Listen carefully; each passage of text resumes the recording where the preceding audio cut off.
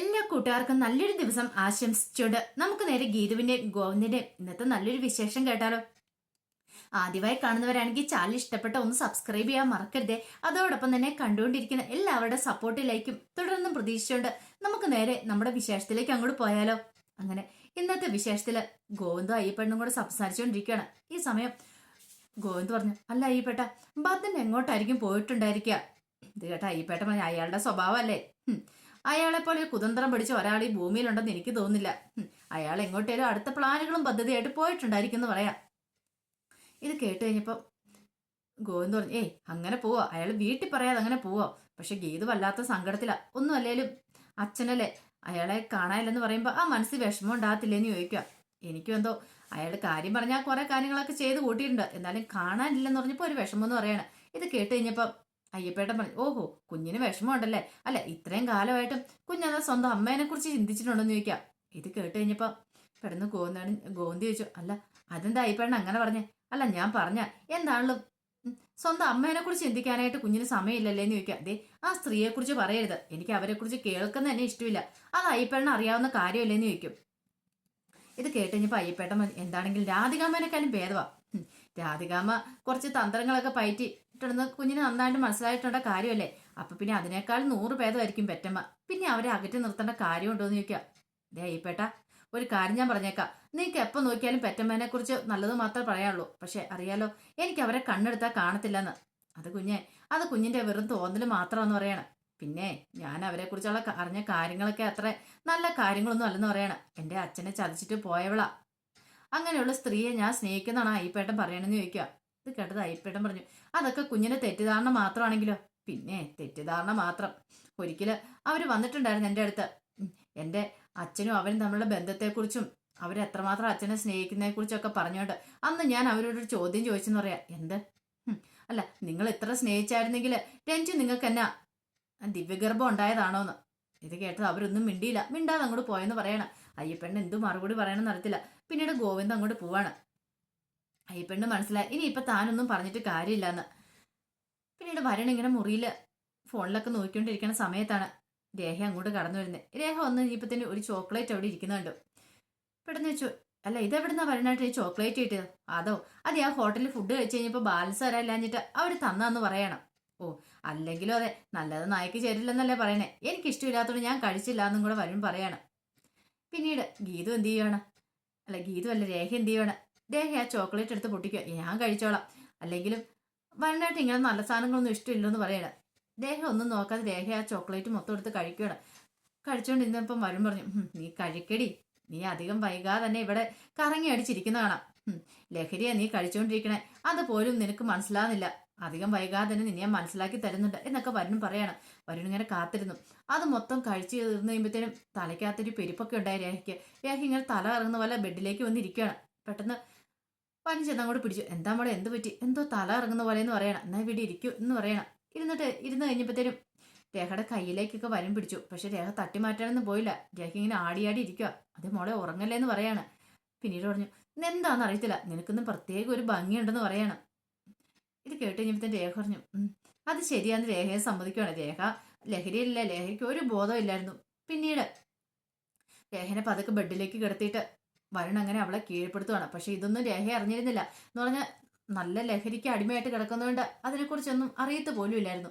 അങ്ങനെ ഒരു പാതിരാത്രി കഴിഞ്ഞപ്പോൾ ഉറങ്ങി കഴിഞ്ഞപ്പോൾ രേഖയ്ക്ക് പതുക്കെ ആ കെട്ടങ്ങോട്ട് വിടുവാണ്. രേഖ അതിനെ കണ്ണു തുറന്നിങ്ങനെ ശരീരത്തേക്ക് നോക്കും. പെട്ടെന്ന് ഒരു നിമിഷം ഞെട്ടിപ്പോയി. ദേഹത്താണെങ്കിൽ ഡ്രസ്സുകളും കാര്യങ്ങളും ഒന്നുമില്ല. പെട്ടെന്ന് അവിടെ കിടന്ന് ബെഡ്ഷീറ്റ് വലിച്ചെടുത്ത് ദേഹത്തേക്ക് ഇടാൻ നോക്കി. അപ്പത്തേനും വരുമ്പോൾ, നീ എന്തായി കാണിക്കുന്നേ? എനിക്ക് പുതപ്പ് താടിയെന്ന് പറയാണ്. ഈ സമയത്ത് രേഖയ്ക്കാണ് സങ്കടമാണോ എന്താ ചെയ്യേണ്ടതെന്ന് അറിയത്തില്ല. പെട്ടെന്ന് രേഖ അങ്ങ് ചാടി എഴുന്നേറ്റോട് പറഞ്ഞു, എന്നാലും നിങ്ങൾ ഈ ചതി എന്നോട് ചെയ്യണ്ടായിരുന്നു. അപ്പം ലഹരി തന്ന് നിങ്ങൾ എന്നെ ഇല്ലാതാക്കിയല്ലേന്ന് ചോദിക്കുകയാണ്. ഇത് കേട്ട് ഞാൻ വരും പറഞ്ഞു, നീ എന്താ എന്നെ കുറിച്ച് വിചാരിച്ചുകൊണ്ടിരിക്കണേ? നിന്നെ ഞാൻ വെറുതെ വിടുന്നോ? നമ്മൾ ഭാര്യ ഭർത്താക്കന്മാരല്ലേ? ഇത്രയും കാലമല്ലേ കല്യാണം കഴിഞ്ഞിട്ട് ഇന്ന് വരെ നീ എന്റെ ഇംഗിതത്തിന് വഴങ്ങിയിട്ടുണ്ടോന്ന് ചോദിക്കുക. അതെ, ഇങ്ങനെയല്ല ഒരു പെണ്ണിനെ കീഴടക്കേണ്ടേ. പെണ്ണിന്റെ മനസ്സാണ് ആദ്യം കീഴടക്കേണ്ടേ, അല്ലാതെ പെണ്ണിന്റെ ശരീരം അല്ലെന്ന് പറയാണ്. മൃഗങ്ങൾ പോലും അങ്ങനെ ചെയ്യത്തില്ലെന്ന് പറയാം. ചെയ്യത്തില്ല, പക്ഷെ എനിക്ക് നിന്റെ അടുത്ത് ഇങ്ങനെയൊക്കെ ചെയ്യേണ്ടതായിട്ട് വന്നു. എന്താണെന്നറിയാവോ?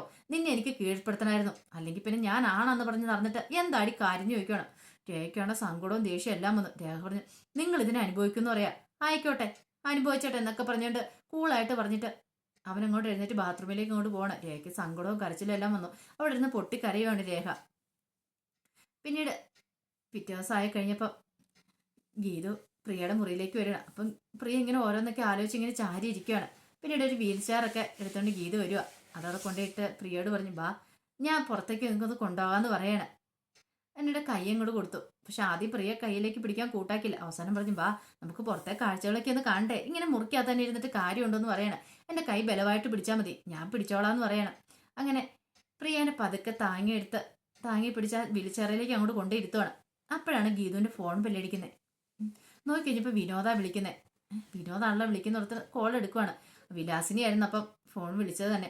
വിലാസിനി ചോദിച്ചു, മോളെ അച്ഛൻ ഇതുവരെയായിട്ടും വന്നിട്ടില്ല, അച്ഛൻ എന്തോ അപകടം പറ്റിയിട്ടുണ്ട്, ആരെയൊക്കെയോ ബ്ലാക്ക് മെയിൽ ചെയ്യുന്നുണ്ടെന്ന് പറയുന്നുണ്ട്. ഇനി അവരെന്തെങ്കിലും അച്ഛനെ ചെയ്തിട്ടുണ്ടോ? എനിക്ക് നല്ല ടെൻഷനുണ്ട് മോളെ. അതെ, ഇങ്ങനെ പോയിട്ട് കാര്യമില്ല, എത്രയും പെട്ടെന്ന് അച്ഛനെ കുറിച്ച് അന്വേഷിക്കണം എന്നൊക്കെ പറഞ്ഞിട്ട് വിലാസിനി വലിയവായി കിടന്ന് കരയാണ്. അത് ഗീത പറഞ്ഞു, അമ്മയൊന്ന് സമാധാനപ്പെട്, കുഴപ്പമൊന്നുമില്ല, നമുക്കൊരു കംപ്ലൈന്റ് കൊടുക്കാം, അച്ഛൻ അങ്ങോട്ട് വരുമെന്ന് പറയാം, അമ്മ ടെൻഷൻ അടിക്കാതിരിക്കാൻ പറഞ്ഞിട്ട് വിലാസിനെ ഇങ്ങനെ ആശ്വസിപ്പിക്കുകയാണ്. പിന്നീട് ഗീത് ഫോൺ കട്ട് ചെയ്യാൻ തുടങ്ങിയപ്പോഴത്തേനും വിനോദ് വിളിച്ചു പറഞ്ഞു, അയ്യോ ചേച്ചി ഫോൺ വെക്കല്ലേ, എനിക്കൊരു കാര്യം പറയാനുണ്ടെന്ന് പറയാണ്. പിന്നീട് ഫോണും മേടിച്ചുകൊണ്ട് വിനോദ് പുറത്തേക്ക് ഇറങ്ങി വരുവാണ്. എന്താണ് വിനോദേ, നിനക്ക് എന്താ പറയാനുള്ളതെന്ന് ചോദിക്കും. ആ ചേച്ചി എനിക്ക് ചില കാര്യങ്ങളൊക്കെ പറയാനുണ്ടെന്ന് പറയണേ. എന്ത്? അതെ, അച്ഛൻ ബ്ലാക്ക് മെയിൽ ചെയ്യുന്ന ആളെക്കുറിച്ച് ഞാൻ പറഞ്ഞില്ലായിരുന്നോ, അത് മറ്റാരും ആയിരുന്നില്ല, രാധികാമേനെ അച്ഛൻ ബ്ലാക്ക് മെയിൽ ചെയ്തുകൊണ്ടിരുന്നേന്ന് പറയാണ്. രാധികാമേനോ? തലയിൽ ഇരുത്തി വീണ അവസ്ഥയായിരുന്നു ഗീതുവിന്. അത് നിനക്ക് എങ്ങനെ മനസ്സിലായി?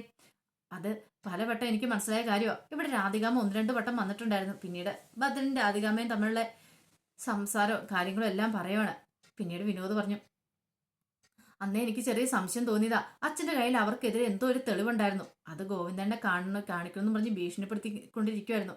അതുകൊണ്ട് രാധികാമയുടെ അടിക്കടിയോട് വന്നുകൊണ്ടിരുന്നേ. അതിനുവേണ്ടി അച്ഛൻ പൈസ കണ്ട് ചോദിച്ചെന്ന് തോന്നേ. പൈസ ഏതാണ്ട് അച്ഛന് കൊടുക്കാന്നൊക്കെ പറഞ്ഞിട്ടുണ്ടായിരുന്നു. പിന്നീടാണ് അച്ഛനെ കാണാതെ പോയെന്ന് പറയാണ്. ഗീതുവിന് ഏകദേശമൊക്കെ രൂപം കിട്ടി. അവസാനം ഇവിടെ രാധികാമയുടെ വരുണോടുമാണ് അച്ഛൻ വന്ന് സംസാരിച്ചേ. അതിനുശേഷം കണ്ടിട്ടുമില്ല. അങ്ങനെയാണെങ്കിൽ ഇതൊക്കെ ഓർത്ത് കഴിഞ്ഞപ്പോൾ സമനില തെറ്റുന്ന പോലെ തോന്നി ഗീതുവിന്. ഈ സമയം വരുണും രാധികാമയും സംസാരിച്ചുകൊണ്ടിരിക്കുകയാണ്. അപ്പോഴാണ് രാധികാമയുടെ ഫോണിലേക്ക് ഒരു മെസ്സേജ് വരുന്നേ. അത് അനാർക്കലിയുടെ മെസ്സേജ് ആയിരുന്നു.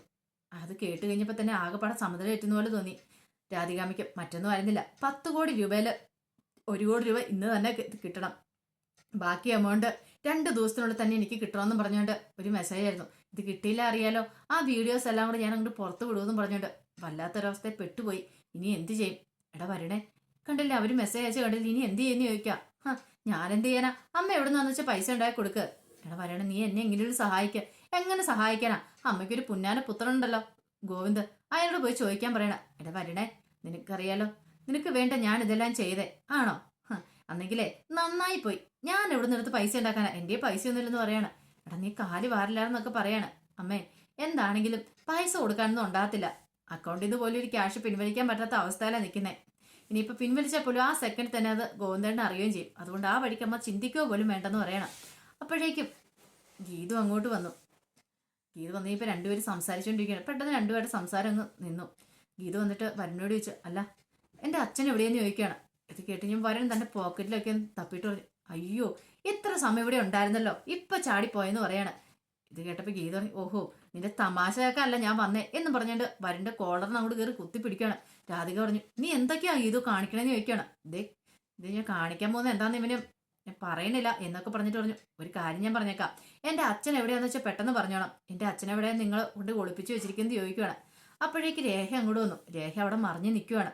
ഇവര് പറയുന്ന സംസാരം എല്ലാം കേട്ടോണ്ട് പെട്ടെന്ന് രാധിക പറഞ്ഞു, നിന്റെ അച്ഛൻ എവിടെയാ, നീ പോയി അന്വേഷിക്കുക, ഞങ്ങൾക്ക് അറിയത്തില്ല എന്ന് പറയണം. ഇതേ കള്ളത്തരം പറയണ്ട, അച്ഛൻ്റെ കയ്യിൽ എന്തൊക്കെയോ തെളിവുകളുണ്ടായിരുന്നു നിങ്ങൾക്കെതിരെ, അത് ഗോവിന്ദനെ കാണിക്കുന്നു പറഞ്ഞിട്ടും ഉണ്ടായിരുന്നു. ഗോവിന്ദനെ കാണാനായിട്ട് അച്ഛൻ തീരുമാനിച്ചിട്ടുണ്ടായിരുന്നു, അത് നിങ്ങൾക്ക് നന്നായിട്ടറിയാം. അവസാനം നിങ്ങൾ അച്ഛനെ വിളിച്ച് മാറ്റിയെടുത്ത് ഞങ്ങൾ സംസാരിക്കുന്ന കണ്ടതാണ്. അതിനുശേഷം അച്ഛനെ കാണാതെ പോയത്, അതിന്റെ പിന്നെ നിങ്ങളാന്ന് പറയാം. ഓഹോ അങ്ങനെയാണെങ്കിൽ സൗകര്യമായിപ്പോയി. ഇനിയിപ്പം നീ എന്ന് വെച്ചാൽ ചോദ്യം ചെയ്യാറായെന്ന് ചോദിക്കും ഞങ്ങളെ.